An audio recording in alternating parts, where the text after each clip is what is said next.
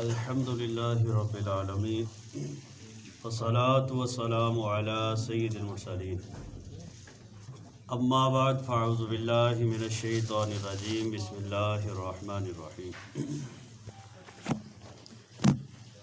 میرے محترم بزرگوں اور دوستوں، ادھر سے آواز کا تو نہیں ایشو زیادہ کرنی ہوتی ہے؟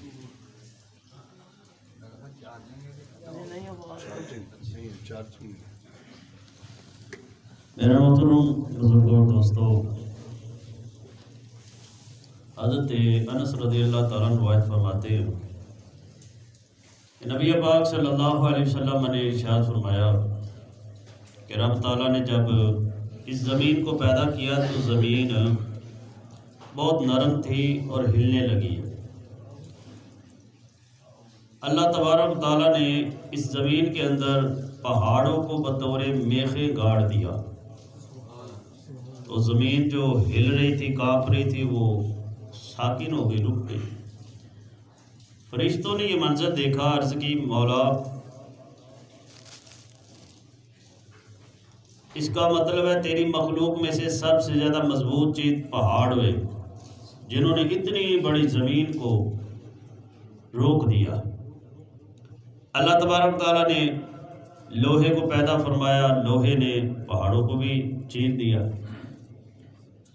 عرض کی مولا اس پر تعجب کرتے ہوئے فرشتے عرض کرتے ہیں، یا اللہ اس کا مطلب ہے کہ لوہا جو ہے وہ تیری مخلوقات میں سے سب سے مضبوط چیز ہے، کہ اتنے پہاڑوں کو بھی انہوں نے چیر دیا۔ پھر اللہ تبارک تعالیٰ نے آگ کو پیدا فرمایا، آگ نے اس لوہے کو بھی نرم کر دیا، پگھلا دیا۔ فرشتے اس پر بھی تعجب کرنے لگے، یا اللہ اس کا مطلب ہے کہ سب سے مضبوط چیز پھر آگ ہوئی۔ اللہ تعالیٰ نے پھر پانی کو پیدا فرمایا، تو پانی نے آگ کو بھی بجھا دیا۔ اس پر تعجب کرنے لگے کہ اس کا مطلب ہے پھر مضبوط تو آگ ہوئی نا، تو پھر پانی ہوا، پانی نے آگ کو بھی بجھا دیا۔ پھر اللہ تبارک تعالیٰ نے ہوا کو پیدا فرمایا، تو ہوا نے پانی کے بھی رخ موڑ دیے۔ اس پر فرشتے عرض کرتے، یا اللہ تو ہی بتا تیری مخلوق میں سے سب سے زیادہ مضبوط چیز کیا ہے؟ تو اللہ تبارک تعالیٰ نے ارشاد فرمایا، اے فرشتوں میری مخلوق میں سے سب سے زیادہ مضبوط وہ بندہ مومن ہے جو اپنے دائیں ہاتھ سے میری راہ میں صدقہ کرے اور اس کے بائیں ہاتھ کو بتانا چاہے۔ سب سے زیادہ مضبوط۔ آج ہم میں سے ہر ایک چاہتا ہے کہ ہم طاقتور بنیں، ہم ایسے بے مثال لوگ بنیں جن کے سامنے کوئی ٹھہر نہ سکے۔ اس کے لیے میرے آقا علیہ الصلوۃ والسلام نے جو طریقہ بتایا ہے کہ بندے نیکی کر، لیکن نیکی ایسی ہو کہ تیرے دائیں ہاتھ کو بھی پتہ نہ چلے، اخلاص ہو اس میں۔ جب نیکی کرو تو اسے چھپاؤ، ایسی نیکی بندے کو طاقتور بنا دیتی ہے۔ ایسا بندہ طاقتور ہوتا ہے جو اپنی نیکیاں چھپاتا ہے، لیکن سب سے کمزور شخص وہ ہے کہ جو اپنی نیکی کرنے کے بعد اس کو ظاہر کر دیتا ہے۔ ہمارا المیہ یہ ہے کہ ہمیں سب سے پہلے کوئی نیکی ہوتی نہیں ہے، اور اگر ہو بھی جائے تو اس کو ہم لوگوں کی نظر کر دیتے ہیں۔ اور حقیقت یہ ہے کہ نیکی بھی جو ہم سے ہوتی ہے وہ کیا ہے، جب میں اٹھا تھا تو میں نے دیکھا 15 منٹ رہ گئے جماعت سے، چلو اٹھیے تو وضو کری، نماز پڑھ لیے۔ تو بھائی یہ کون سی بڑی نیکی ہے؟ یہ تو ہم رب تعالیٰ کے بندے، جس رب کی صبح سے لے کر شام تک نعمتیں استعمال کرتے اس کی عبادت نہیں کرنی۔ یہ کوئی اس طرح کی نیکی نہیں کہ ہم لوگوں کے سامنے بیان کرتے پھرے۔ احیاء العلوم کے اندر حضرت امام محمد غزالی علیہ رحمہ روایت نقل کرتے ہیں کہ حضرت موسیٰ علیہ السلام نے رب تعالیٰ کی بارگاہ میں جب حاضر ہوئے، کوہ طور پر ہم کلام ہوئے، تو اللہ تعالیٰ نے حضرت موسیٰ علیہ السلام سے فرمایا، موسیٰ کبھی میرے لیے وہ کام کیا؟ اللہ تعالیٰ فرما رہا ہے موسیٰ کبھی میرے لیے وہ کام کیا؟ موسیٰ علیہ السلام عرض کرتے، یا اللہ میں تیری عبادت کرتا ہوں۔ اللہ تعالیٰ نے ارشاد فرمایا، وہ تو میرا بندہ ہے، تو جو بندہ ہے اس پر بندگی تو لازم ہے نا۔ میری نعمتیں جو استعمال کرتا ہے تو میری عبادت بھی کرنی پڑے گی، شکر بھی ادا کرنا پڑے گا، یہ تو تیری ڈیوٹی ہے۔ پھر حضرت موسیٰ علیہ السلام عرض کرتے ہیں یا اللہ میں لوگوں کو تبلیغ کرتا ہوں۔ فرمایا موسیٰ وہ تو تجھے رسالت عطا کی ہے، وہ تیری ڈیوٹی ہے۔ رسالت کا مطلب یہ ہے کہ رب کے پیغامات بندوں تک پہنچانے، اس میں کون سی بڑی بات؟ موسیٰ میرے اس خاطر کیا کیا؟ اللہ تعالیٰ نے جب دوبارہ ارشاد فرمایا تو موسیٰ علیہ السلام عرض کرتے یا اللہ پھر تو ارشاد فرما کہ تیری خاطر میں کیا کرتا، کیا کرتا؟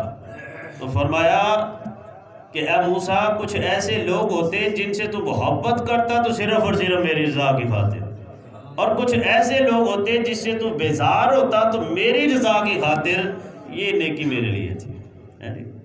تو یہ نماز پڑھنا، یہ روزے رکھنا، یہ حج کرنا، یہ تو فرائض ہیں، یہ تو لازمی ہے، ٹھیک ہے نا؟ جیسے بندہ کسی کے ہاں جاب پہ جاتا ہے تو جاب پہ رکھنے کے بعد بندہ کہتا ہے یہ کام تو نے کرنے ہیں جی، وہ طے پا گئے، وہ اصل کام ہے، ان کے بدلے تجھے معاوضہ ملنا ہے۔ کوئی ایسا کام جو مالک کی محبت میں معاوضے کے بغیر کیا ہو، اصل تو وہ نیکی ہے نا۔ تو اس لیے نیکی کرے تو اس کو چھپائے اور اس کو مضبوط بنائے اللہ کی رضا کی خاطر، ٹھیک ہے نا؟ یہ نیکی ایک ذخیرہ ہے، ذخیرہ، خزانہ ہے، یہ جب تک لوگوں کے نظروں سے چھپے رہے گی تب تک یہ قیمتی ہے، اور اگر لوگوں کی نظروں میں آ گئی تو ضائع ہو گئی۔ جس طرح دنیا کا مال ہے نا، اس کو ہم چھپا کے رکھتے ہیں کہ بھئی کسی کو پتہ نہ چل جائے، کسی کی نظر نہ پڑ جائے، اگر عام ہو گیا تو یہ نقصان ہو جائے گا، چوری ہو جائے گا، مخبری ہو جائے گی، تو اس لیے اس کو چھپا کے رکھنا ہے۔ اور ہمارے لوگ تو کہتے ہیں ویسے بہن بھرا مینوں بھی پتہ نہ چلے، اتنا کو چھپا کے رکھ، کیوں؟ کل کو مانگنے آ جاتے۔ حالانکہ اپنے مسلمان بہن بھائی کے کام آنا اگر واقعتاً وہ ہوا حاجت مند ہے، یہ تو بہت بڑی نیکی ہے نا، ہے جی، یہ تو بہت بڑی نیکی ہے۔ تو ہم نے ایک تو نیکی کرنی ہے صرف اور صرف اللہ کی رضا کی خاطر، اور دوسری بات یہ بھی یاد رکھیے کسی بھی نیکی کو حقیر نہ جانے، کسی بھی نیکی کو حقیر، چھوٹا ہونے کی وجہ سے چھوڑ نہ دیں۔ ہماری گفتگو کا موضوع یہی ہے کہ نیکی کو حقیر نہ جانے، کوئی بھی نیکی چھوٹی نہیں ہوتی۔ میرے آقا علیہ الصلوۃ والسلام نے جو ہماری نظروں میں چھوٹی چھوٹی نیکیاں، ان کے بڑے بڑے اجر و ثواب بیان کیے ہیں، اور آپ نے کئی روایتیں پہلے بھی سن رکھی ہے۔ یہ تو رب تعالیٰ کی رحمت پر ہے نا، وہ کسی چھوٹی سی نیکی پر ہی ہماری بخشش فرما دے۔ تو اس لیے کسی نیکی کو چھوٹا ہونے کی وجہ سے ہمیں نہیں چھوڑنا چاہیے۔ اب یہ تیمارداری، کوئی بیمار ہو گیا اپنا مسلمان بھائی، سگا بھائی، کو محلے دار، تو اس کا جا کے حال چال پوچھنا، بھائی کیا حال ہے تیرا، تیمارداری کرنا، یہ کیا ہے؟ بظاہر معمولی سا کام، لیکن اللہ کے پیارے محبوب صلی اللہ علیہ الصلوۃ والسلام نے اس کا کیسا اجر و ثواب بیان فرمایا جب کوئی بندہ اپنے کسی مسلمان بھائی کی بیماری کی حالت میں تیمارداری کرنا چاہتا ہے تو فرمایا جب وہ لوٹتا ہے تو اتنا اجر و ثواب اسے ملتا ہے گویا رب کی رحمت کا دریا بہہ رہا تھا، اندر غوطہ لگا کے آ گیا، سر سے لے کر پاؤں تک رب کی رحمت میں ڈوب کے آ گیا وہ بندہ۔ کیا ہماری نظر میں آپ ادھر نکلے، دوست دیکھے، نمازی دیکھے نہیں آ رہے کل سے، تو آپ جاتے جاتے نماز سے واپسی ان کے گھر چلے جائیں، جی ہاں جی جناب کیا حال ہے، خیریت ہے، 2 دن ہو گئے نظر نہیں آ رہے، اتنا پوچھنا، وہ کوئی نہ کوئی اپنی وجہ بیان کرے گا، ہے جی، دعا کریں کہ اللہ تعالیٰ تجھے صحت دے، تیری پریشانی دور کرے، ہے جی۔ بیمار کے پاس بیٹھ کے تو ویسے ہی بیمار کی دعا قبول ہوتی ہے، اس کے لیے بھی دعا کرے، ساتھ اپنے لیے بھی دعا کر لے، وہ آمین کہہ دے، ہمارا بیڑا پار ہو جائے، اور کیا چاہیے، ہے جی، اتنا اجر و ثواب۔ اور چھوٹی چھوٹی نیکی فرمایا تمہارا اپنے کسی مسلمان بھائی کو دیکھ کے مسکرا دینا، دیکھ کے مسکرا دینا، اس پر اللہ تعالیٰ ایک صدقے کا ثواب عطا فرمائے، اس پر بھی صدقے کا ثواب۔ اور کسی کی اپنے مسلمان بھائی کی نماز جنازہ میں جانا، حضور علیہ الصلوۃ والسلام نے فرمایا اللہ کی رضا کی خاطر جب کوئی بندہ کسی مسلمان کے جنازے میں جاتا ہے، صرف جنازہ پڑھ کے آ جائے تو اللہ تعالیٰ 1 قیراط اجر عطا فرماتا ہے، اور اگر جنازہ پڑھ کے ساتھ دفن کر کے پھر واپس لوٹتا ہے اللہ تعالیٰ 2 قیراط اجر عطا فرماتا ہے۔ صحابہ کرام نے عرض کی حضور یہ قیراط کیا ہوتا ہے، یہ کتنا ہوتا ہے؟ میرے آقا علیہ الصلوۃ والسلام نے فرمایا 1 قیراط احد پہاڑ جتنا ہوتا ہے، آپ نے یہ تو سنا ہوا کہ ماؤنٹ ایورسٹ دنیا کی سب سے بڑی چوٹی ہے، پہاڑی ہے، لیکن یہ احد پہاڑ جو ہے نا، یہ دنیا کا سب سے وہ بڑا اور واحد پہاڑ ہے جو پھیلاؤ کے اعتبار سے، نبائی چوڑائی کے اعتبار سے سب سے بڑا پہاڑ ہے، بہت زیادہ پھیلاؤ۔ جو حاجی صاحبان گئے وہ زیارتیں کرنے کے لیے جاتے ہیں نا، کتنی دیر گاڑی چلتی رہتی ہے، احد پہاڑ ختم نہیں ہوتا، لمبائی چوڑائی کے اعتبار سے، پھیلاؤ کے اعتبار سے۔ اس کو اسی لیے احد کہتے ہیں کہ یکتا۔ تو اس لیے کسی بھی نیکی کو چھوٹا ہونے کی وجہ سے نہ چھوڑے کہ یہ چھوٹی۔ اعلیٰ حضرت سے کسی نے پوچھا، سیدی یہ بتائیں کہ صغیرہ اور کبیرہ گناہ میں کیا فرق ہے جی؟ صغیرہ اور کبیرہ گناہ میں کیا فرق؟ آپ نے فرمایا گناہ کوئی بھی صغیرہ نہیں ہوتا، گناہ ہی ہوتا ہے۔ وہ علیحدہ بات ہے، شریعت نے کیٹاگری بنا دی، وہ کرنا چھوٹا گناہ سمجھ کے نہ کر، بلکہ یہ دیکھ کس رب کی نافرمانی ہو رہی ہے، جس رب کی نافرمانی کر رہے وہ خود بہت بڑا ہے۔ کسی بھی گناہ کو چھوٹا سمجھ کے کرے نا، اور کسی بھی نیکی کو چھوٹا سمجھ کے چھوڑے نا، ہے جی۔ اور امام محمد غزالی علیہ رحمہ فرماتے ہیں، سمجھاتے ہوئے فرماتے ہیں، کچھ لوگ تو ایسے ہوتے ہیں ان کا کوئی بھی گناہ صغیرہ ہوتا ہی نہیں، ان کا کبیرہ ہی ہوتا ہے۔ جیسے والدین، اولاد کے سامنے والدین کا گناہ چھوٹا نہیں ہوتا، وہ بڑا ہی ہوتا ہے، کہ وہ چھوٹا بھی کریں گے تو وہ بچے اس کو فالو کر لیں گے، وہ ساری زندگی اسی کو دہراتے رہیں گے۔ اسی طرح استاد کا گناہ وہ چھوٹا نہیں ہوتا، شاگرد اس کو فالو کرتے ہیں۔ اسی طرح عالم دین ہے، امام مسجد ہے آپ کا، تو اس کا بھی گناہ چھوٹا نہیں ہے، تو لوگ اس کو دیکھ کے فالو کرتے ہیں، سارے امام صاحب جی ایسے کرتے ہیں تو پھر سارے لوگ ایسے کریں گے۔ فرمایا کچھ لوگ ایسے ہوتے ہیں ان کا گناہ کوئی چھوٹا ہوتا ہی نہیں ہے، ان کو ہر وقت بچنا چاہیے۔ اسی لیے ہمیں کسی نیکی کو چھوٹا سمجھ کے کبھی نہیں چھوڑنا چاہیے کہ یہ چھوٹی ہے۔ چھوٹی چھوٹی نیکیاں بھی ہماری بخشش کا ذریعہ بن سکتی ہیں۔ تو گناہوں کو ہمیشہ پوشیدہ رکھنا چاہیے۔ آپ نے روایت سنی ہوئی ہے، نبی پاک صلی اللہ علیہ وسلم نے فرمایا ایک شخص قیامت کے دن حضور کی بارگاہ میں حاضر کیا جائے گا، تو اس کے بڑے نیکیوں کے انبار ہوں گے، پہاڑ لگے ہوں گے، لیکن جب رب تعالیٰ کی بارگاہ میں حاضر کیا جائے گا، رب تعالیٰ فرمائے گا بھائی تو نے یہ نیکیاں جن کے لیے کی ان سے جا کے اس کا اجر لو۔ استغفر اللہ۔ رب تعالیٰ فرمائے گا یہ نیکیاں تیری ہیں، لیکن جن کو دکھانے کے لیے تو نے کی تھی نا، ان سے یہ اجر لے، میری رضا کی خاطر تو نے کی نہیں۔ ہمارے بزرگان دین اتنی نیکیوں کو چھپاتے ہیں۔ حضرت عبداللہ بن مبارک رضی اللہ تعالیٰ عنہ آپ فرماتے ہیں کہ میں تو چاہتا ہوں کہ میری نیکیاں کرامن کاتبین کو بھی پتہ نہ چلے، صرف اور صرف مجھے پتا ہو، میرے رب کو پتا ہو، جس کے لیے میں کر رہا ہوں، اور کسی کے لیے بھی کسی کو پتہ نہ ہو۔ امام زین العابدین رضی اللہ تعالیٰ جن کو نام ہی کیا دیا، زین العابدین، عابدین کی زینت۔ آپ جب انتقال کر گئے نا، تو کچھ جن لوگوں نے آپ کو غسل دیا، تو غسل دیا، دیکھا جسم کے اوپر ایسے نشانات ہیں جیسے کسی مستقل مزدوری کرنے والے کے جسم پر ہوتے ہیں، کہ جو لوگ مستقل اپنے کمر پر وزن بوریاں وغیرہ اٹھا کے کام کرتے ہیں نا، تو ان کے جسم پر جیسے نشان ہوتے ویسے آپ کے جسم پر۔ اب بظاہر تو آپ کوئی کام نہیں کرتے تھے، وہ بڑے حیران ہوئے کہ یہ حضرت کے جسم پر نشانات کیسے؟ آپ کے صاحبزادے سے پوچھا گیا کہ یہ آپ کے والد صاحب کے جسم پر یہ نشانات کیسے؟